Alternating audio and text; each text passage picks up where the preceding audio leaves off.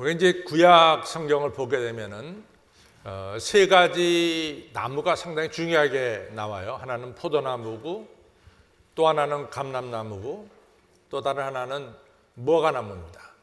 이 세 가지가 다 중요한 뜻을 가지고 있는데, 오늘은 이제 포도나무에 대해서 좀 생각을 해보겠습니다. 우리가 이제 성경을 읽어보면은 우리 하나님께서 이스라엘을 뭘로 비유하냐면은 포도원으로 비유하고 있어요. 그래서 이사야서 5장 1절부터 나오는 것을 보면은 내가 이스라엘에게 최상급 포도원을 주었다, 이렇게 말씀하고 있어요. 그래서 최상급 포도 열매가 맺을 수 있도록 좋은 씨를 심었고, 좋은 나무를 심었고, 또 울타리도 만들고, 그리고 좋은 포도 열매가 맺을 수 있도록 모든 것을 다, 여건을 다 준비시켰다는 거죠. 그런데 좋은 포도 맺기를 바랬더니 결론은 뭐냐? 들포도를 맺음이 어쩌미냐? 이 말씀이 바로 이사야서 5장에 나오고 있습니다. 좋은 포도가 맺지 못하고 오히려 나쁜 포도가 맺혀지는 이러한 일이 벌어졌다는 거죠. 나쁜 포도라는 게 뭐냐? 오늘 우리가 읽은 이 마태복음 21장 33절로부터 43절의 내용이 나오죠. 이제 주인이 이 추수 때가 돼서 이 열매를 거둬들이려고 이 포도원들을 농부들에게 맡겼는데, 농부들에게 포도 열매를 거두려고 주인이 종들을 보냈어요. 포도 열매를 거둬올 종들을. 그랬더니 주인의 포도원을 맡아서 일하는 이 청지기들이 이 농부들이 주인이 보낸 종들을 때리고 죽이고 돌로 치는, 이래서 핍박하는 일들이 일어납니다. 주인이 당장에 군대를 풀어서 이 포도원을 경영하는 농부들을 진멸하고 싶었지만도 주인이 참습니다. 참고 두 번째로 또 이 종들을 또 보냈어요. 그랬더니 역시 두 번째 보낸 종들도 역시 이 포도원을 맡아서 일하는 농부들이 또 때리고 죽이고 돌로 쳤습니다. 세 번째 보냈어요. 세 번째 보냈더니 또 그랬어요. 여러 번 보냈다라고 성경은 말씀하고 있습니다. 그래서 이제 이 주인은 인내하다가 결론을 맺습니다. 내 아들을 보내면은 이 사람들이 내 아들은 존경하지 않겠는가? 이래가지고 이제 아들을 보냈죠. 그랬더니 포도원을 맡아서 경영하는 사람들이 이 아들이 이 포도원의 상속자인데 이 아들을 죽여놓으면은 이 포도는 우리 것이 되지 않겠냐? 이래가지고 그 아들을 죽였다는 거예요. 그러면은 주인이 앞으로 어떻게 하겠느냐? 어떻게 일을 행하겠느냐? 아주 명백하지 않느냐? 군대를 풀어가지고 이 포도원을 경영하던 농부들을 다 진멸시키고 이 최상급 포도원을 새로운 사람들에게 주지 않겠느냐? 이것이 오늘 우리가 읽은 마태복음 21장 33절로부터 43절에 나오는 내용입니다. 열매를 맺고 그 열매를 이 주인에게 제대로 바칠 새로운 농부들에게 주지 않겠느냐? 이 분명한 말씀입니다. 근데 이 말씀 이대로 역사가 이루어졌어요. 예수님께서 이 말씀 하실 때가 주 한 30년에서 33년 사이에 이 말씀 하셨는데, 아시다시피 40년 뒤에 이스라엘은 이 로마 장군 티투스에 의해서 예루살렘 교회가 돌 하나도 돌 위에 남기지 않고 예루살렘 성전이 무너집니다. 그리고 그 당시에 이 죽은 사람이 무려 110만 명이 이스라엘 사람이 죽습니다. 근데 이 내용이 거의 정확한 건 왜 정확하냐면은 요세푸스라고 하는 역사가가 이 내용을 썼거든요. 근데 이 요세푸스라고 하는 유대인은 사실 예루살렘에 있었던 사람이에요. 근데 박해가 심해지니까, 로마 군대의 박해가 심해지니까 이 사람 배반을 했어요. 자기 동족을 배반하고 로마 편에 가서 섰습니다. 그래서 이 사람이 대부분의 사람들이 다 죽었는데 이 요세푸스만큼은 죽지 않고 살았어요. 그래서 이 사람이 살아가지고 그 당시에 일어난 일들을 아주 자세하게 이 글을 남겼습니다. 그래서 이 요세푸스의 역사책인데, 이 역사책에 그 당시 얼마나 비참하게 유대인들이 죽었는가 하는 것이 나옵니다. 무려 110만 명이 죽었어요. 그리고 9만 7천 명이 로마로 포로로 끌려가서 지내게 됐습니다. 이같이 예루살렘 성전과 예루살렘이 완전히 진멸됐어요. 그러면 하나님께서는 예루살렘 성전을 통해서 또 이스라엘 사람을 통해서 하나님의 뜻이 온 인류를 구원하는 것이 하나님의 뜻인데 이 뜻을 이루려고 했거든요. 그런데 이 뜻을 이루려고 이스라엘을 선택했는데 선택받은 이스라엘이 하나님의 심판을 받고 다 진멸당하고 말았습니다. 그렇다면 하나님의 역사는 끝이 났는가? 그렇지 않죠. 오늘 성경 말씀 그대로 이 포도원을 열매를 맺을 만한 새로운 사람에게 주었다. 이렇게 성경은 말씀하고 있습니다. 그럼 열매를 맺을 만한 새로운 사람들이 누구냐? 바로 예수님을 머리로 삼고 예수님을 나의 구세주로 삼는 교회가 이 포도원을 맡았다라고 하는 사실이에요. 그건 분명합니다. 오늘날 하나님께 영광을 돌리고 또 하나님의 자녀되는 이 귀한 일을 오늘도 열심히 전파하는 데가 오늘 이스라엘이냐? 그렇지 않잖아요. 오늘 이 일을 누가 하고 있습니까? 전 세계에 흩어진 교회가 하고 있어요. 교회는 예수님을 머리로 삼고 또 예수님의 지체가 돼서 오늘도 하나님을 찬양하고 또 여러분과 저는 하나님의 뜻대로 땅까지 이르러 복음의 증인이 되려고 오늘도 열심히 복음을 전하는 것이 바로 교회예요. 오늘도 열매를 맺어서 하나님께 영광을 돌리려고 하는 것이 바로 교회입니다. 그래서 하나님의 포도원은 오늘날 누구냐? 오늘날 교회입니다. 하나님의 포도원은 오늘날 누구냐?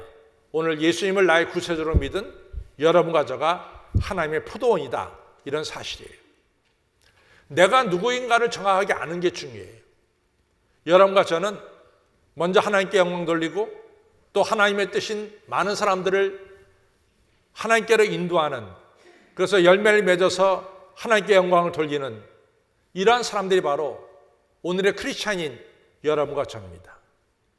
바로 포도원의 사명을 감당하는 사람들이 바로 여러분과 저고 또 포도원이 오늘 우리의 교회라고 하는 사실을 꼭 기억하시기를 바랍니다. 우리 옆에 분들에게 얘기하겠어요. 교회가 하나님의 포도원이고 나 역시 하나님의 포도원입니다. 분명하시죠? 오늘의 포도원은 교회고 오늘의 포도원은 예수님을 믿고 있는 여러분과 저입니다.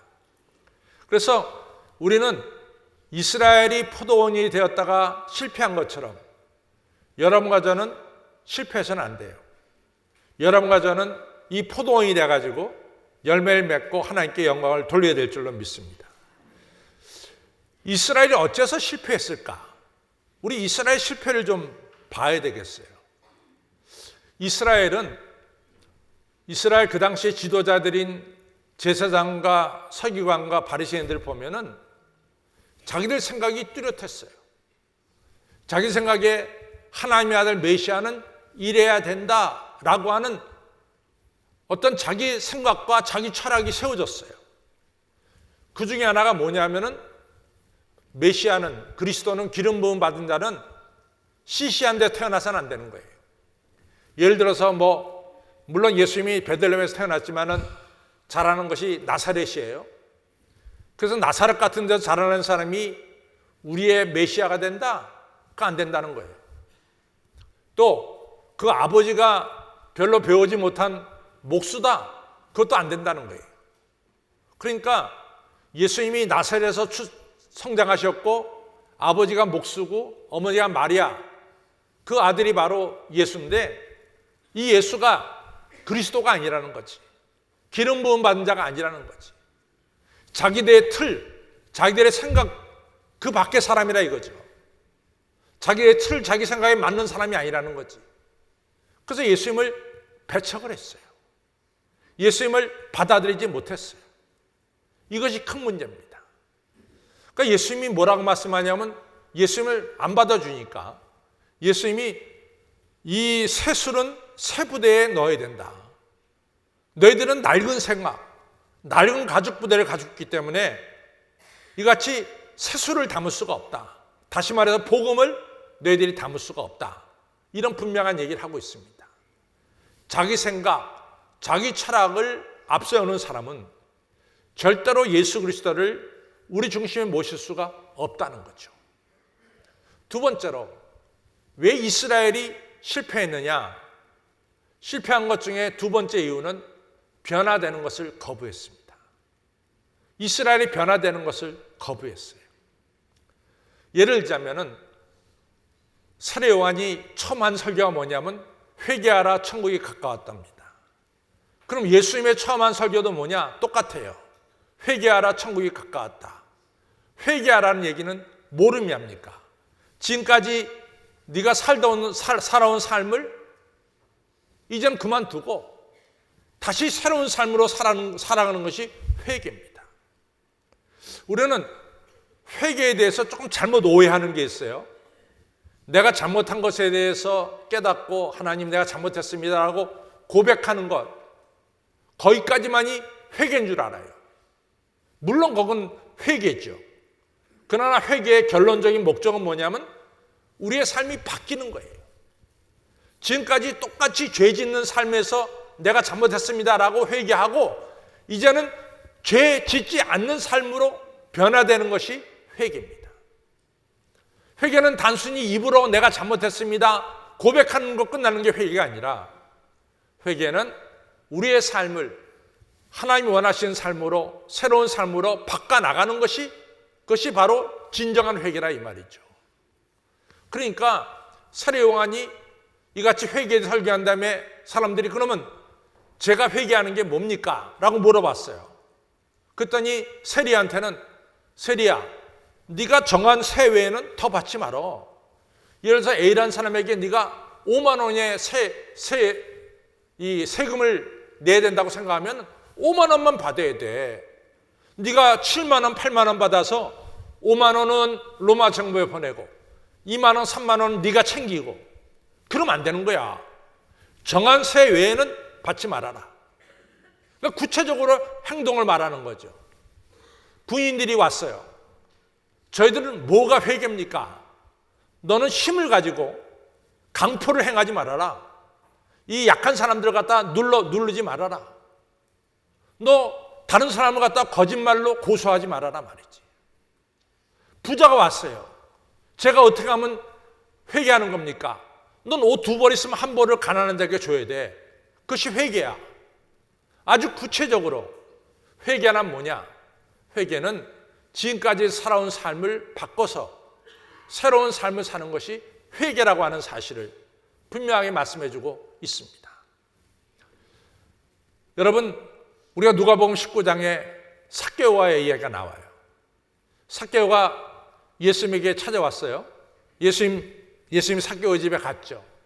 그랬더니 삭개오가 첫 번째 한 얘기가 뭡니까? 예수님, 내가 남에게 도둑질한 거, 토사한 것이 있으면은 정한 것 외에 더 받아들인 것이 있다면 제가 4배를 갚겠습니다. 그리고 내 소유의 절반을 딱 띄어서 가난한 자들에게 나눠주겠습니다.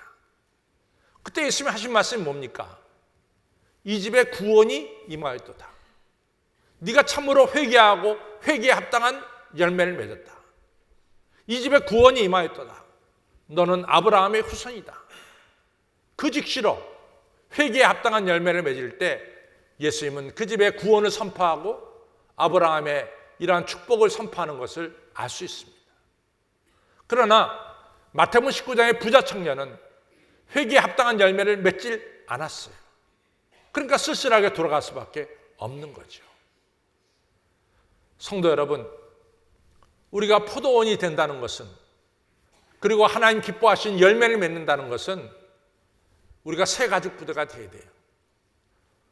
뭐니 해도 예수님을 내 중심에 모시는 이런 새로운 그릇이 되어야 될 줄로 믿습니다. 예수님 모셔야 돼요. 우리가 옛 생각, 낡은 철학으로 가득 차 있으면은 그 안에 예수님을 모실 수가 없죠. 우리가 이 낡은 생각, 옛 생각을 벗어버릴 때만이, 새 가죽 부대가 될 때만이 우리는 예수님을 우리 중심에 모시는 포도원이 될 수가 있고, 또 우리가 잘못된 것을 회개하고 변화되어야만이 여러분과 저는 선한 열매를 맺을 수가 있습니다. 얼마나 예수님 시대에 제사장과 서기관들과 바리새인들이 잘못 생각했냐면요, 예수님의 인기가 막 치솟았잖아요. 많은 사람들이 예수님을 따라다녔잖아요. 그러니까 요한복음 11장에 회의가 열렸어요. 야, 이렇게 많은 사람들이 예수님을 따라다니니까, 이 예수님을 따라 많은 사람들이 모여드니까 이거 큰일 났다. 이러다 보면은 로마 군대가 행여나 우리를 갖다 핍박하지 않겠냐. 우리는 그저 지금 로마 지배 밑에 있는 게 그래도 편안하고 좋은 게 아니냐. 저 예수 때문에, 저 예수에 많은 사람이 따라다니까 로마가 착각을 해가지고 마치 로마에게 대항하는 것처럼 보여가지고 로마 군대가 우리를 핍박하면은 우리가 어렵게 되지 않겠냐. 이렇게 생각한 거예요. 그러니까 그 요한복음 11장 47절 이하에 보면은 종교지도자들이 회의를 하는 거야. 어떻게 하면 좋겠냐? 저 예수를 죽여버리자. 죽여버려가지고 우리가 지금 이 상태, 로마 지배 밑에 있는 이 상태에 살아가는 것이 더 유익하다. 이렇게 결론을 맺은 거예요. 그래서 예수님을 죽이기로 작정합니다. 조금도 변화될 생각은 하지 않는 거죠. 그냥 이 상태로 지내겠다 이거죠. 그러는 한 여러분과 저는 좋은 포도원이 될 수가 없고 좋은 열매를 맺을 수가 없습니다. 참 중요한 거예요. 여러분과 저는 예수님을 영접해야 되고, 그리고 예수님의 말씀대로 여러분과 저는 변화되는, 잘못된 것은 버리고 그리고 새롭게 변화되는 이 역사가 나야만이 여러분과 저는 좋은 포도원이 될 수가 있습니다. 사실은 제가 이제 목회를 하면서 저한테 늘 도전하는 게 있어요. 제가 이제 수십 년 해오는 게 있습니다. 그리고 그것이 굉장히 편해요. 해오던 게. 그러나 정말로 하나님의 영광을 위한 일이라면, 더 하나님의 역사를 더 드러내는 일이라면 내가 해오던 것도 과감하게 버릴 수 있어야 되지 않겠냐, 이런 생각을 늘 가지고 있어요. 그래서 어느 순간이 되면 만약에 내가 해오는 것이 하나님께 영광을 돌리는데 좀 모자르다면 얼마든지 저도 변화될 수 있어야 되겠다, 이런 각오를 가지고 오늘도 살아가고 있습니다. 여러분, 그렇습니다. 예수님이 영접하시고 또 예수님께서 말씀하신 대로 여러분과 저는 변화돼서 새 가죽 부대가 되어야 될 줄로 믿습니다. 구체적으로 우리가 새로운 가죽 부대가 되고 우리가 열매 맺는 포도원이 되는 이런 구체적인 게 뭘까? 구체적인 것 첫 번째가 뭐냐면 두말할 것도 없이 예수님 말씀에 순종해야 돼요. 순종만이 열매를 맺고 순종만이 변화의 역사가 일어납니다. 순종이 없이는, 듣는 것으로 끝난다면 절대로 우리는 변화될 수도 없고 열매를 맺을 수가 없는 거예요. 그건 성경에서 너무나 많이 나와요. 베드로가 평생을 고기 잡으며 살았어요. 근데 예수님께서 베드로에게 너 이제부터는 사람을 낚는 어부가 되라 그랬어요. 베드로가 지금까지 그가 쓰고 있었던 그물과 배를 버려두고 그 다음에 예수님을 따라서 사람을 낚는 어부가 된 거죠. 또 하나는 마태도 마찬가지예요. 마태도 지금까지 이같이 세무소에서 세리로서 일했어요. 마태는 바깥에 나가서 세금을 매기는 사람이 아니라 사무실에서 그 세금을 정리하는 세리로 일했어요. 근데 예수님께서 마태를 불렀어요. 그러니까 마태가 그 즉시에서 그 사무실을 떠나서 예수님을 따르는 역사가 일어났습니다. 여러분들 아브라함도 똑같잖아요. 아브라함이 익숙한 고향, 모든 것이 편하고 눈 감고도 다닐 수 있는 그 고향에 살았어요. 근데 하나님이 느닷없이 아브라함에게 너는 본토 친척 아비 집을 떠나 내가 내게 지시할 땅으로 가라. 그때 아브라함이 떠납니다. 그래서 아브라함이 믿음의 조상이 되고 복의 통로가 됩니다. 제가 좋아하는 목사님 한 분이 계세요. 미국 목사님. 여러분이 있지만 오트버그라고 하는 목사님이에요. 이 오트버그라는 목사님은 그 맨로라고 하는 처치의 맨로 장로교회 목사님인데 이분은 맨로라는 것이 어디냐면 산호세 IT 본부가 있는데 거기 맨로라고 하는 도시가 있어요. 거기 맨로 처치의 목사님이에요. 근데 이 오트버그 목사님이 이런 얘기를 해요. 자기에게 있어서 자기 집안이 축복받은 그런 과정을 얘기하는데 본래 자기 아버지는 시카고 근처에서 CPA 공인회계사였대요. 그러니까 공인회계사는 뭐 매달 정확하게 수입이 들어오죠. 그렇죠? 매달 정확하게 수입이 들어옵니다. 그래서 그 수입 가지고 이분 가정이 살았어요. 자기 아버지가 교회 장로님이에요. 그러니까 뭐 소득의 11조 바치고 주일 오면 교회에서 해야 될 봉사하고 누가 보더라도 나름대로 헌신된 이런 장로인 가정으로 살았어요. 그런데 어느 날 목사님이 설교를 하는데 우리가 똑같이 쳇바퀴 놀듯이 이런 생활을 꼭 해야 되겠냐? 우리가 좀 더 주님을 위해서 좀 더 헌신하고 좀 더 도전하는 이러한 믿음 생활을 해야 되지 않냐? 이런 설교를 하셨다는 거죠. 그런데 그 설교가 마치 이 오토버그 목사님의 아버지는 자기한테 한 설교로 들려줬대요. 너는 그래 맨날 CPA 해가지고 맨날 수입 있으면 12일 바치고 주일 되면 똑같이 뭐 일찍이 나와서 주보 나눠주고 뭐 하고 너 뭐 똑같은 생활 똑같이 하는 거 아니냐. 뭔가 주님을 위해서 좀 더 헌신하고 좀 더 이같이 충성하는 그런 변화는 없지 않냐. 이렇게 주님의 음성으로 들렸다는 거죠. 근데 한편으로는 그래도 하나님 저만큼 헌신하는 사람이 어디 있어요? 제가 그래도 열심히 하지 않습니까? 이런 또 변명도 생겼대요. 그러면서 지냈는데 어느 날 자기 아내가 그랬다는 거죠. 당신 말이야, 우리가 너무 하나님 앞에 미안하지 않아?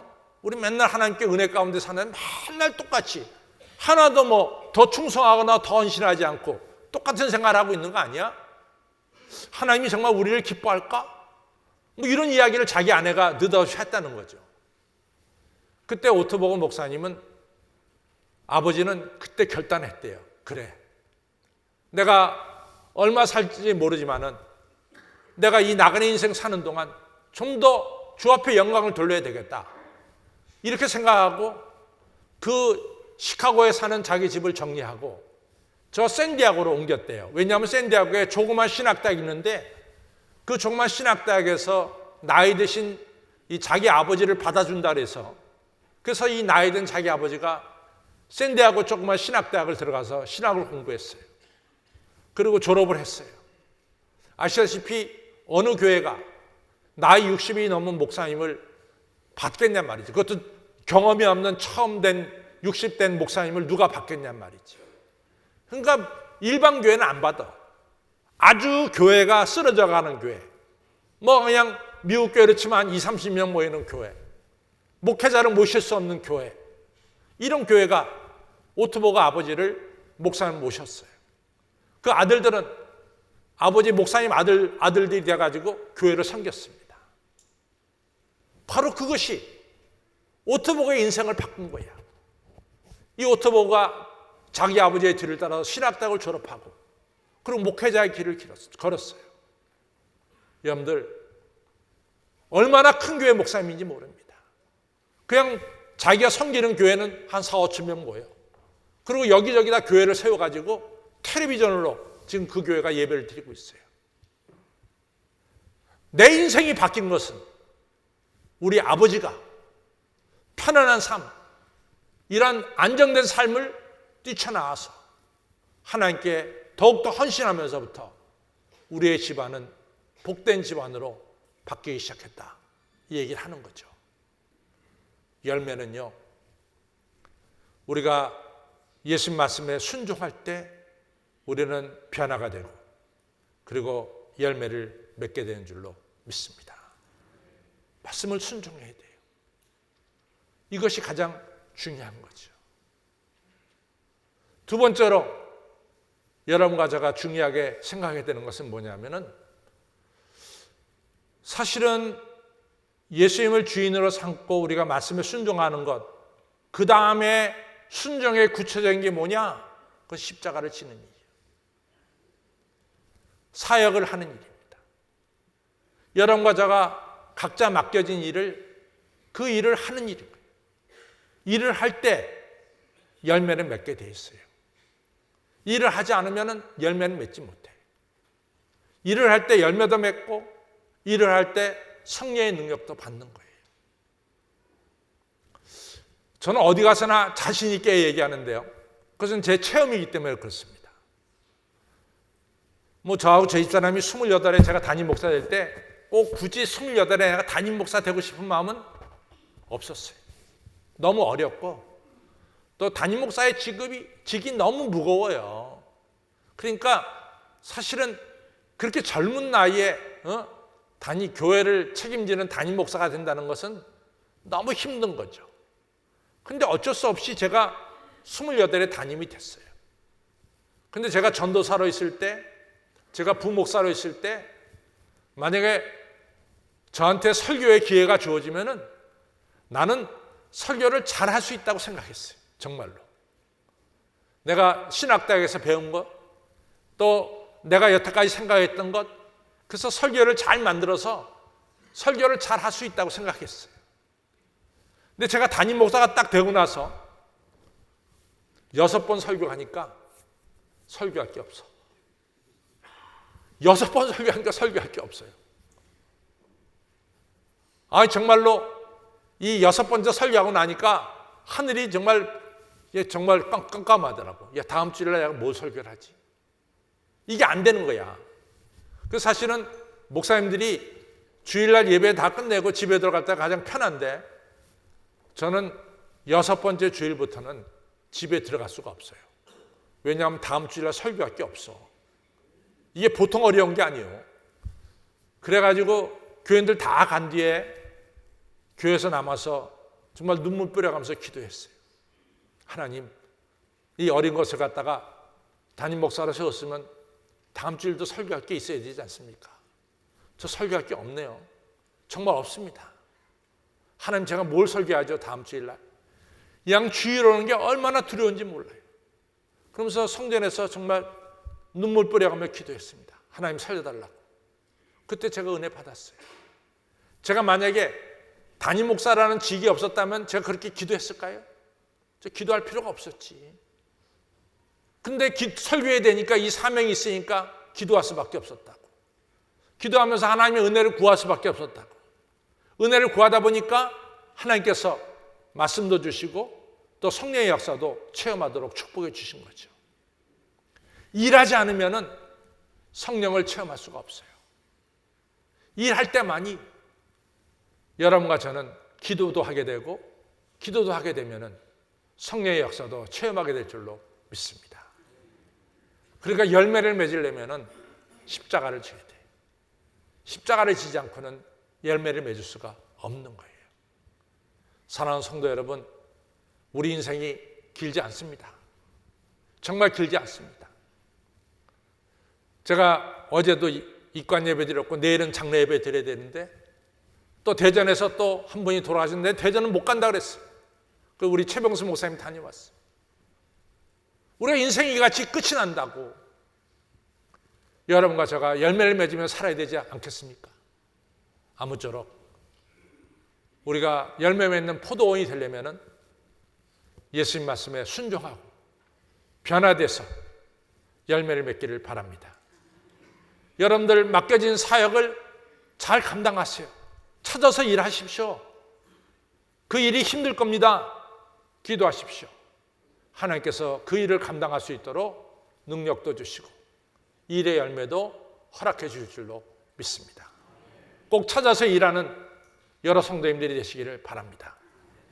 여러분과 저가 포도원이 된 목적이 뭐냐? 분명히 우리가 목적을 알아야 돼요. 우리가 열매를 맺는 목적이 뭐냐?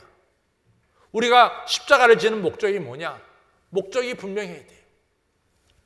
요한복음 2장에 보면 예수님께서 가나의 혼인잔치에 가셨어요. 아마 그 혼인잔치 혼주하고 예수님의 어머니하고 무슨 관계가 좀 있었던 것 같아요. 근데 이 결혼식에 포도주가 떨어져 버렸네. 이 난리가 났어요. 왜냐하면 손님은 초대해놓고 음식이 떨어지니 이게 말이 되냔 말이지. 이스라엘의 결혼식은 하루에 끝나는 것이 아니라 일주일 동안 계속되는데 이게 도중에 음식이 떨어지면 어떡하냔 말이지. 예수님 어머니가 너무 안타깝고 답답해서 아들 예수님에게 얘기합니다. 야, 아들아, 이 집에 글쎄 포도주가 다 떨어졌어. 음식이 떨어졌어. 그 답답함을 얘기했어요. 그때 예수님이 뭐라고 말씀하냐면 아직 내 때가 이르지 아니했습니다. 이러는 거예요. 어떻게 보면 예수님의 대답은 부정적인 대답 같아. 근데 예수님의 어머니 마리아가 합니다. 하인들에게 저 예수님이 무슨 말씀을 하시든 너희들은 그대로 행해라. 무조건 순종해라. 그래요. 예수님께서 하인들에게 말하죠.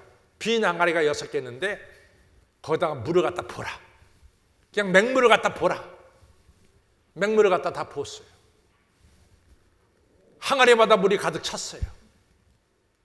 근데 항아리에 든 물이 최상급 포도주로 바뀐 거야. 기적이 일어난 거야. 그럼 그 다음에 어떻게 됩니까? 그 다음에 어떻게 돼요? 당연히 뭡니까? 최상급 포도주를 사람들에게 나눠줘야지. 최상급 포도주가 된 목적은 뭐예요? 모인 사람들에게 나누어 주기 위해서 최상급 포도주가 된 거야. 여러분과 저가 열매 맺는 목적이 뭐예요? 하나님께 영광 돌리고 다른 사람들에게 이 열매를 나눠주기 위해서 우리가 열매를 맺는 거야. 우리가 분명한 목적이 있어야 돼. 목적은 이 열매를 하나님께 올리고 동시에 이 열매를 우리 이웃들에게 나눠주는 거죠. 여러분들 문익점 선생님이라고 아세요? 문익점? 에? 문익점 선생님 누구예요? 모카시죠? 그분이 조선시대 사람인가 고려시대 사람인가? 에? 그분이 조선시대 사람인가 고려시대 사람인가? 에? 어디요? 어디 시대 사람이에요? 문익점이? 에? 문익점 그 선생님은 1331년에 출생해가지고 이분이 한 70세를 살았어요. 그러니까 이분이 조선시대는 아닙니다. 고려시대 뿐이죠. 근데 아시다시피 고려시대 때는 중국에는 원나라가 지배할 때죠. 근데 원나라는 이 금수 품목, 절대로 수출해서는 안 되는 품목이 한 2가지가 있었는데 그 중에 하나가 면화씨예요. 왜냐하면 그 당시만 해도 우리나라는 옷이 딱 2벌이야. 하나는 비단 옷이고 누에고치에서 나는 비단 옷이고 또 하나는 삼배 옷이야. 근데 삼배 옷은 겨울에 입을 수가 없어. 너무 추워가지고 여름에만 입어. 그래갖고 이 무명으로 된 옷, 면으로 된 옷은 원나라로부터 수입해서 입었어요. 그 원나라가 비싼 값으로 조선 땅에다가 이 면으로 된 것을 팔았단 말이지.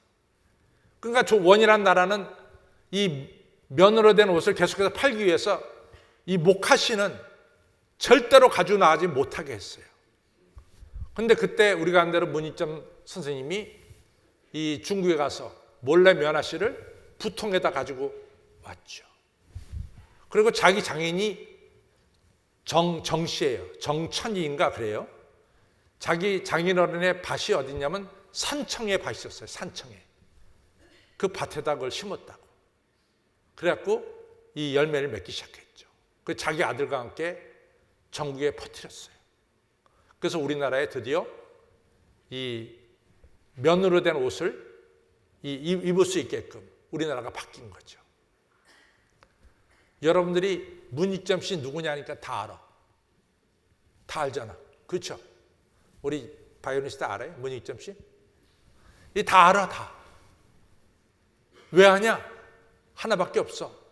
이분이 면화씨를 중국에서 가져와서 이 땅에 면화씨를 퍼뜨린 것 때문에 다 하는 거야.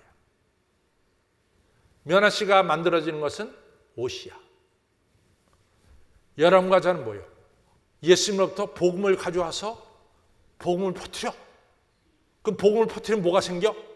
생명이 생기잖아. 문이점보다 훨씬 더 중요한 일을 여러분과 저가 할 수 있대도요. 우리가 복음을 받아서 그 복음을 다른 사람들에게 나눠줄 때 거기에 생명의 역사, 축복의 역사, 평화의 역사가 일어나게 될 줄로 믿습니다. 아무쪼록 나는 누구냐? 나는 포도원이에요. 예수님 모시고 열매를 맺고 열매로 하나님께 영광 돌리고 많은 사람들을 이같이 이 열매를 나눠주는 여러분과 저가 되기를 주님의 이름으로 축원합니다. 다 같이 일어나서 493장 우리 부르겠습니다.